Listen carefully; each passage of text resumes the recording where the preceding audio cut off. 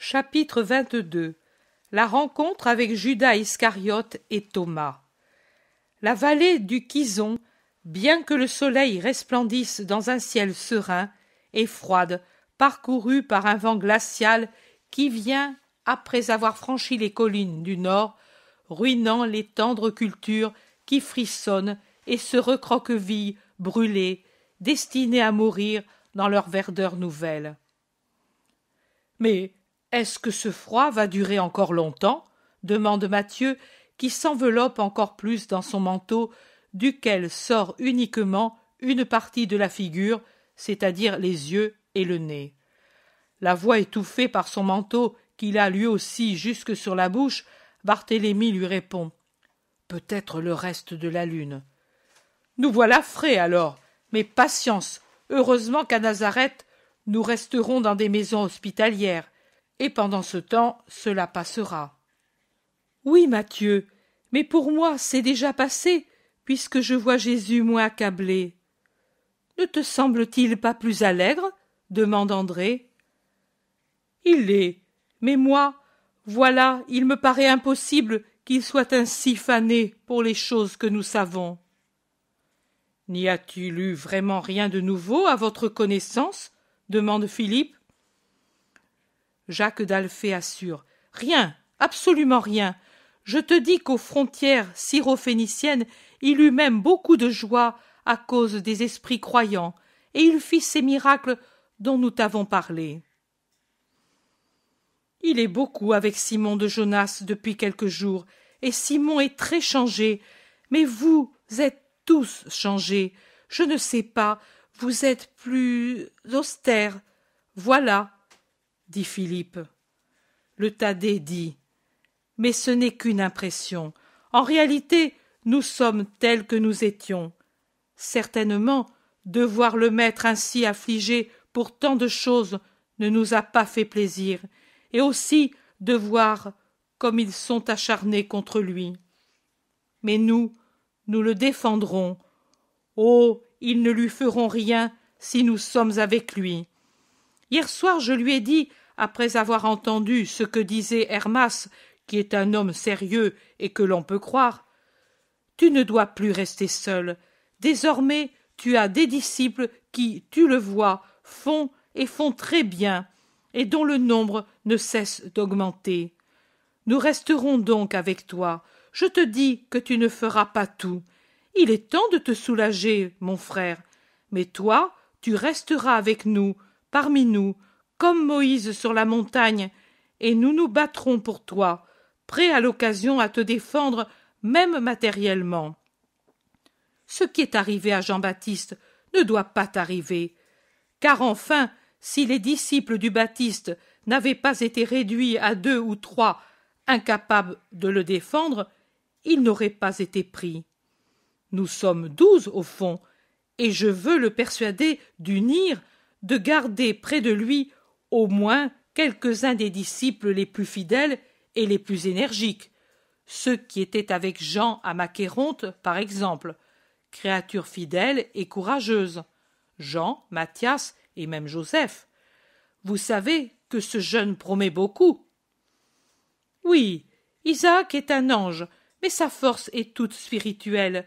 Mais Joseph est fort, même physiquement. Il a le même âge que nous. Et il apprend facilement. Tu as entendu ce qu'a dit Hermas? S'il avait étudié, il serait un rabbi en plus d'être injuste. Et Hermas sait ce qu'il dit. Jacques d'Alphée dit « Moi, cependant, je garderai aussi tout près Étienne et Hermas et le prêtre Jean, à cause de leur connaissance de la loi et du temple. Savez-vous ce qu'est leur présence en face des scribes et des pharisiens? Un contrôle, un frein, et pour les gens qui doutent, c'est une affirmation. Voyez qu'il y a aussi les meilleurs d'Israël autour du rabbi, comme élèves et comme serviteurs. » Le zélote répond « Tu as raison, disons-le au maître, vous avez entendu ce qu'il a dit hier, vous devez obéir, mais vous avez aussi l'obligation de m'ouvrir votre âme et de me dire ce qui vous paraît juste pour vous habituer à savoir diriger dans l'avenir. » Et moi, si je vois que votre parole est juste, j'accepterai vos pensées. » Barthélemy observe. Peut-être qu'il le fait aussi pour montrer qu'il nous aime, attendu que nous sommes tous plus ou moins convaincus d'être la cause de sa souffrance. Simon le Zélote dit, ou bien il est réellement fatigué de devoir penser à tout et d'être seul à prendre des décisions et des responsabilités.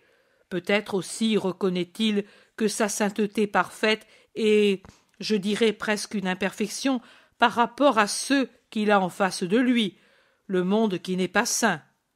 Nous ne sommes pas des saints parfaits, à peine un peu moins fourbes que les autres, et par conséquent plus capables de répondre à ceux qui sont presque comme nous. Matthieu surenchérit. Et de les connaître, dois-tu dire. Oh, pour cela, je suis certain qu'il les connaît lui aussi, et même il les connaît mieux que nous, car lui lit dans les cœurs, dit Jacques de Zébédée. André, désolé, demande. Et alors, pourquoi parfois agit-il comme il le fait, en s'exposant à des ennuis et des dangers?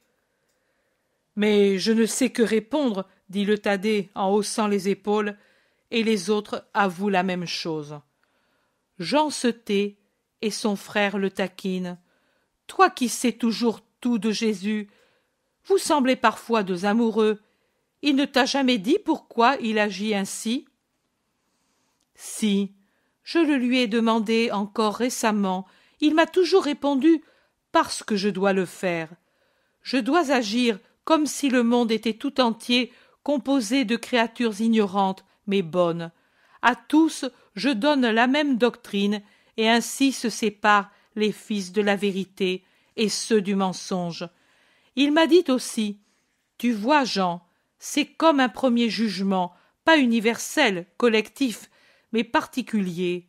C'est sur la base de leurs actes de foi, de charité, de justice que les agneaux seront séparés des boucs, et cela durera encore après, quand je ne serai plus là, mais qu'il y aura mon Église à travers les siècles jusqu'à la fin du monde. Le premier jugement des masses humaines s'accomplira dans le monde, là où les hommes agissent librement, ayant devant eux le bien et le mal, la vérité et le mensonge. Ainsi en fut-il au paradis terrestre, où le premier jugement fut prononcé devant l'arbre du bien et du mal, violé par ceux qui avaient désobéi à Dieu. Puis, quand viendra la mort des particuliers, sera ratifié le jugement déjà écrit dans le livre des actions humaines par un esprit qui n'a pas de lacune. En dernier lieu viendra le grand jugement, le terrible, et alors, de nouveau, les hommes seront jugés en masse, depuis Adam jusqu'au dernier homme, jugés d'après ce qu'ils auront voulu pour eux sur la terre, librement.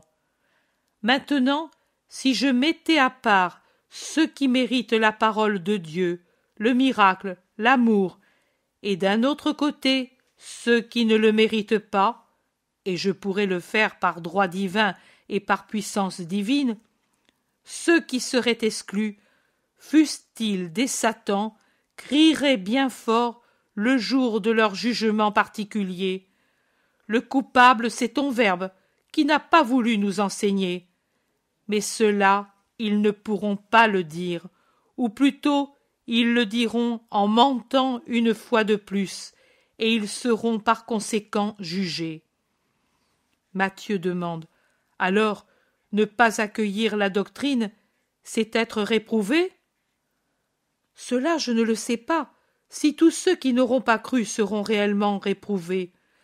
Si vous vous souvenez, en parlant à saint Icare, il a fait comprendre que ceux qui agissent avec honnêteté pendant leur vie ne sont pas réprouvés, même s'ils croient à d'autres religions. Mais nous pouvons le lui demander. Certainement Israël, qui a entendu parler du Messie et qui maintenant y croit partiellement ou mal, ou le repousse, sera sévèrement jugé, sévèrement jugé, sévèrement jugé. Son frère Jacques observe. Il parle beaucoup avec toi, le maître, et tu sais beaucoup de choses que nous ne savons pas. » Jean dit: « C'est votre faute. Moi je l'interroge avec simplicité. Parfois je lui demande des choses qui doivent lui faire apparaître son Jean comme un grand sot. Mais il ne m'importe pas de paraître tel, il me suffit de connaître sa pensée, et de la voir en moi pour la faire mienne. Vous aussi devriez agir ainsi, mais vous avez toujours peur. Et de quoi? D'être ignorant? D'être superficiel? D'être des têtes dures? Vous devriez avoir peur seulement de n'être pas encore préparé quand lui s'en ira. Il le dit toujours, et je me le dis toujours pour me préparer à la séparation. Mais je sens que ce sera toujours une grande douleur. »« Ne m'y fais pas penser, » s'écrie André, et les autres lui font écho en soupirant. « Mais quand cela arrivera-t-il? Il dit toujours « bientôt », mais cela peut être dans un mois, comme dans des années. Il est si jeune, et le temps est si rapide. »« Qu'as-tu, frère? Tu deviens tout pâle, » demande le Thaddée à Jacques. « Rien, je réfléchissais, » se hâte de dire Jacques d'Alphée en baissant la tête. Et le Thaddée se penche pour bien le voir. « Mais tu as les larmes aux yeux, qu'as-tu? » ?»« Mais rien de plus que ce que vous avez tous. Je pensais à quand nous serons seuls, » répond Jacques d'Alphée. « Mais qu'a Simon de Jonas pour courir en criant comme une mouette en un jour de tempête ?» demande Jacques de Zébédée, et il montre Pierre qui vient de quitter Jésus et qui court en disant des paroles que le vent empêche d'entendre. Ils accélèrent leur marche et voient que Pierre a pris un sentier qui vient de la ville de Séphoris, désormais proche. Ainsi disent les disciples qui se demandent s'il va à Séphoris sur l'ordre de Jésus et par ce raccourci. Mais ensuite, en regardant bien, ils voient que les deux seuls voyageurs qui viennent de la ville vers la grande route, ce sont Thomas et Judas. Plusieurs se demandent: « Tiens, ici? Vraiment ici? Oh, qu'est-ce qu'ils y font? De Nazareth, tout au plus, ils devaient aller à Cana et puis à Tibériade. » Peut-être ils venaient à la recherche des disciples, c'était leur mission, dit prudemment le zélote, qui sent le soupçon lever sa tête de serpent qui s'éveille dans le cœur de plusieurs. Matthieu conseille: « Hâtons le pas, Jésus est seul et il semble nous attendre. » Ils vont et arrivent à Jésus en même temps que Pierre, Judas et Thomas. Jésus est très pâle, au point que Jean lui demande: « Te sens-tu mal ?» Mais Jésus lui sourit et fait un signe de dénégation pendant qu'il salue les deux qui sont revenus après une si longue absence. Il embrasse d'abord Thomas, dont la mine est florissante et allègre comme toujours. Mais pourtant, celui-ci devient sérieux en voyant le maître si visiblement changé, et il lui demande avec empressement: « As-tu été malade ?»« Non, Thomas, nullement. Et toi, tu as été bien, heureux ?» Thomas répond: « Mais oui, maître, toujours bien et toujours heureux. Il ne me manquait que toi pour rendre mon cœur bien heureux. Mon père et ma mère te sont reconnaissants de m'avoir envoyé pour quelque temps. Mon père était un peu malade, et alors c'est moi qui ai travaillé. Je suis allé chez ma sœur jumelle, et j'ai fait la connaissance de mon neveu. Je lui ai fait donner le nom que tu m'avais indiqué. Puis Judas est venu, et il m'a fait aller comme une tourterelle à la saison des amours, en haut, en bas, où il y avait des disciples. Lui l'avait déjà fait pour son compte, et pas rien qu'un peu. Mais maintenant, il va te parler, lui, car il a travaillé comme 10, et il mérite que tu l'écoutes. » Jésus le laisse aller, et c'est le tour de Judas qui a attendu patiemment et qui s'avance avec décision, l'air dégagé, triomphant.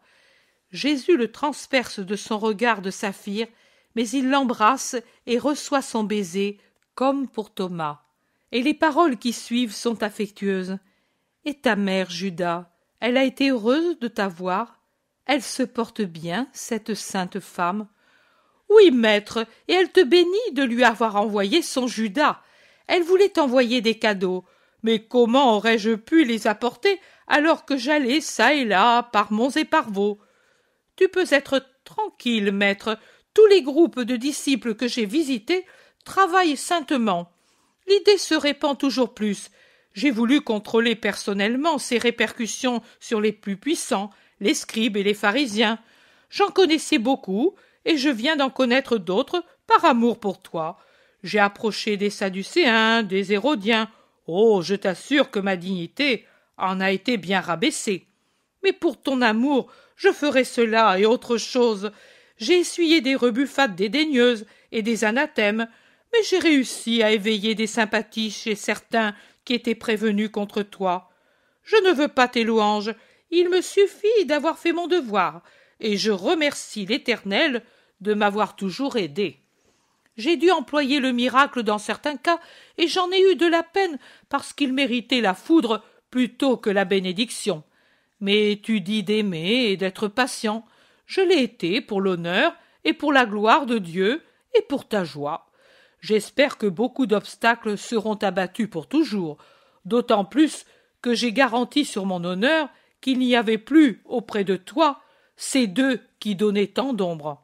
Ensuite, il m'était venu un scrupule d'avoir affirmé ce que je ne savais pas avec certitude, et alors j'ai voulu vérifier pour pouvoir réparer, pour ne pas être pris en délit de mensonge, chose qui m'aurait fait suspecter pour toujours par ceux qui doivent être convertis. Pense, j'ai approché même Anna et Caïphe. Oh, ils ont voulu m'incendier de reproches, mais j'ai été si humble, si persuasif, qu'ils ont fini par me dire « Eh bien, si les choses sont vraiment ainsi… » Nous les connaissions différentes. Les directeurs du Sanhédrin, qui pouvaient les connaître, nous avaient rapporté le contraire, et… Tu ne voudrais pas dire que Joseph et Nicodème ont été des menteurs, interrompt le zélote, qui s'est contenu jusque-là, mais pas davantage, et que l'effort qu'il a fait a rendu livide. Et qui dit cela? Au contraire, Joseph m'a vu quand je sortais de chez Anna, et il m'a dit « Pourquoi es-tu ainsi troublé ?» Je lui ai tout raconté, et comment, en suivant son conseil et celui de Nicodème, toi, maître, tu avais éloigné le galérien et la grecque, parce que tu les as éloignés, n'est-ce pas? Dit Judas, en regardant fixement Jésus de ses yeux de jais, brillants au point d'en être phosphorescents. Il semble vouloir le transpercer par son regard pour lire ce que Jésus a fait. Jésus, qu'il a toujours en face de lui, très proche, dit calmement « Je te prie de continuer ton récit qui m'intéresse beaucoup. C'est un rapport exact qui peut beaucoup servir. Beaucoup servir. Beaucoup servir. » Ah, je disais donc qu'Anna et Caïphe ont changé d'opinion. Cela est beaucoup pour nous, n'est-ce pas? Et puis, oh, maintenant, je vais vous faire rire. Mais vous savez que les rabbis m'ont pris au milieu d'eux et m'ont fait subir un autre examen, comme si j'étais un enfant qui arrive à sa majorité. Et quel examen! Bien, je les ai convaincus et ils m'ont laissé aller. Alors m'est venu le soupçon et la peur d'avoir dit une chose qui n'était pas vraie.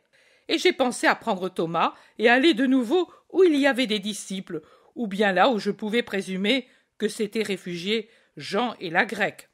Je suis allé chez Lazare, chez Manahan, au palais de Chouza, chez Élise de Béthsur, à Béthère, dans les jardins de Jeanne, au Gethsémani, dans la maisonnette de Salomon, au-delà du Jourdain, à la Belle Eau, chez Nicodème, chez Joseph. Mais tu ne l'avais pas vu? Si, et il m'avait assuré qu'il n'avait jamais plus vu ces deux. Mais tu sais, je voulais être sûr. Bref, j'ai visité tous les endroits où je pouvais soupçonner qu'il se trouve, et ne crois pas que j'ai souffert de ne pas le trouver. Tu me ferais tort. Toutes les fois, et Thomas peut le confirmer, toutes les fois que je suis sorti d'un endroit sans l'avoir trouvé, et même sans avoir eu aucun indice de sa présence, j'ai dit « Louange soit au Seigneur », et je disais « Ô Éternel, fait que je ne le trouve jamais plus. Vraiment, le soupir de mon âme. Le dernier endroit fut Esdraelon. Ah, à propos, Ismaël ben Fabi, qui est dans son palais dans les campagnes de Maghédo, désire t'avoir comme hôte. Mais à ta place, je n'y irai pas. Pourquoi? J'y irai sans faute. Moi aussi je désire le voir. Et même, nous allons nous y rendre tout de suite. Au lieu d'aller à Séphoris, nous allons nous rendre à Esdraelon, et puis à Maghédo après-demain, qui est la veille du sabbat. Et de là, à la maison d'Ismaël. Mais non, Seigneur. Pourquoi? Crois-tu qu'il t'aime? Mais si tu l'as approché et changé en ma faveur, pourquoi ne veux-tu pas que j'y aille? Je ne l'ai pas approché. Il était dans les champs, et il m'a reconnu. Mais moi, n'est-ce pas, Thomas? Je voulais fuir quand je l'ai vu. Je n'ai pas pu parce qu'il m'a appelé par mon nom, moi. Moi, je ne puis que te conseiller de ne jamais plus aller chez aucun pharisien, ou scribe, ou Jean de même acabit. Ce n'est pas utile pour toi. Restons entre nous, seuls, avec le peuple, et c'est tout. Même Lazare, Nicodème, Joseph, ce sera un sacrifice. Mais il vaut mieux le faire pour ne pas créer de jalousie, de rancœur, et prêter le flanc aux critiques. À table, on parle, et eux travaillent très sournoisement sur tes paroles. Mais revenons à Jean. Maintenant, j'allais à Sicaminon, bien qu'Isaac, que j'ai trouvé aux confins de la Samarie, m'ait juré de ne plus l'avoir vu depuis octobre. Et Isaac a juré la vérité. Mais ce que tu me conseilles à propos des relations avec les scribes et les pharisiens est en opposition avec ce que tu m'as dit auparavant. Tu m'as défendu. C'est ce que tu as fait, n'est-ce pas? Tu as dit « J'ai abattu beaucoup de préventions sur toi ». C'est ce que tu as dit, n'est-ce pas? Oui, maître. Et alors, pourquoi ne puis-je pas achever moi-même de me défendre en personne? Nous irons donc chez Ismaël, et toi, maintenant, retourne en arrière, et va le prévenir. Avec toi vont venir André, Simon le Zélote et Barthélemy. Nous irons chez des paysans, nous reposer. En ce qui concerne Sicaminon, nous en venons et nous y étions à 11.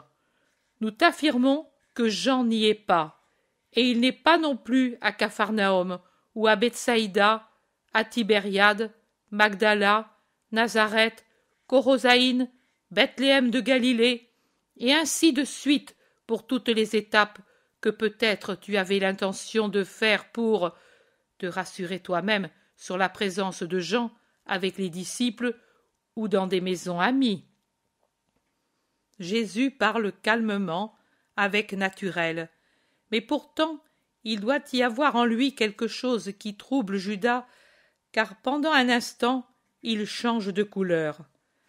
Jésus l'embrasse comme pour lui donner un baiser, et pendant qu'il le tient ainsi, joue contre joue, il lui murmure doucement « Malheureux, qu'as-tu fait de ton âme? Maître, je… » Va, tu sens l'enfer plus que Satan lui-même, tais-toi et repens-toi si tu peux. Judas, moi, je me serais échappé à toutes jambes, mais lui, effronté, dit à haute voix « Merci, maître, mais je t'en prie, avant que je ne m'en aille, 2 mots en secret. » Tous s'écartent de plusieurs mètres. « Pourquoi, Seigneur, m'as-tu dit ces paroles? Tu m'as fait souffrir. » Parce que c'est la vérité. Celui qui a des relations avec Satan prend l'odeur de Satan. « Ah, à cause de la nécromancie! Oh, quelle peur tu m'as faite! Une plaisanterie, rien de plus qu'une plaisanterie d'enfant curieux, et cela m'a servi pour approcher des Sadducéens et en perdre le désir. Tu vois donc que tu peux m'absoudre en toute paix. Ce sont des choses inutiles quand on a ton pouvoir. Tu avais raison.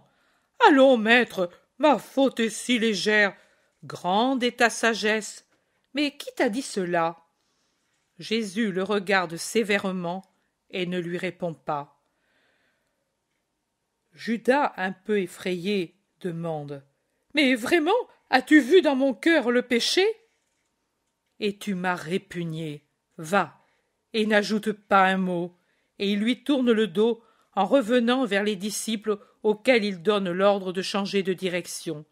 Il congédie d'abord Barthélemy, Simon et André, qui rejoignent Judas et qui partent rapidement, alors que ceux qui restent s'en vont lentement, ignorant la vérité connue de Jésus seul. Tellement ignorant qu'il félicite Judas pour son activité et son savoir-faire. Et l'honnête Pierre s'accuse sincèrement du jugement téméraire qu'il avait dans le cœur envers son condisciple. Jésus sourit, d'un sourire doux, un peu las, comme s'il pensait à autre chose et comme s'il entendait à peine le bavardage de ses compagnons qui des choses ne savent que ce que leur permet de savoir leur humanité, leur humanité, leur humanité.